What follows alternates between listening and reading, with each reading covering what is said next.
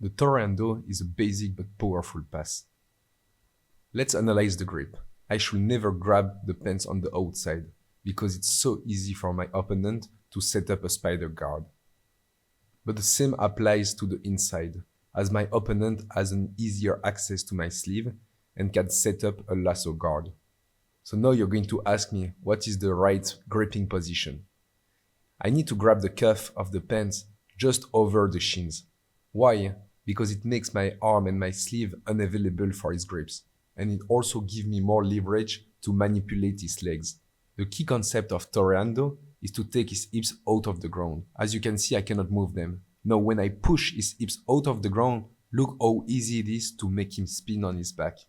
There are different ways to do the Torreando. I'm going to adapt a low posture, push on the leg, make him spin, close my elbow and push his hips to the other side and get the underhook. Another option is to make the same Torreando, but I will close my elbow even more and go for a knee on belly. I can also use those two techniques together, especially in a competition setup. I will use my knee to stabilize and dive for the side control, get my 3 points, then pop up for the knee on belly to get 2 more additional points. Another great detail is to keep the grip. I'm going to drop my base and put my shoulder on his chest for even greater weight distribution. Look also how I'm going to roll his hips from one side to the other, put my right knee under his butt and get a cross face. Grab the middle of the pants, make sure that his hips are out of the ground, make him spin, then close my elbow and stabilize him with the knee on belly. To get better result with the Torreando, you should always aim for the north-south position. I'm going to use 50% strength with my arm and 50% footwork. I will stabilize the position with my hips high and my heads low to get a better stabilization. As you can see in this sequence, my arm don't do much. I mostly walk around him and then drop my head to the ground with my butt high in the air, my shoulder on the hips and get my 3 points.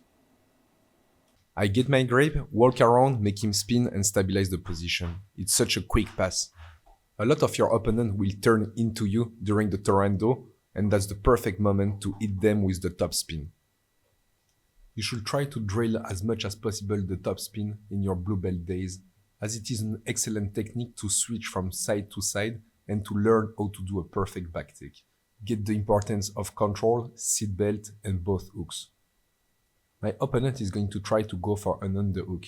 I'm going to step over his head and put my left elbow close to his hips, back step and get the seat belt. Put my first hook and slide my other shin behind his back. At an higher level, you don't even try to Torreando for the pass. You just want to force the top spin and attack the back. I try to pass, force him to come into me. I step over his head, back step, get my seat belt. I'm going to go for my left hook, slide my shin behind his back and go for the choke.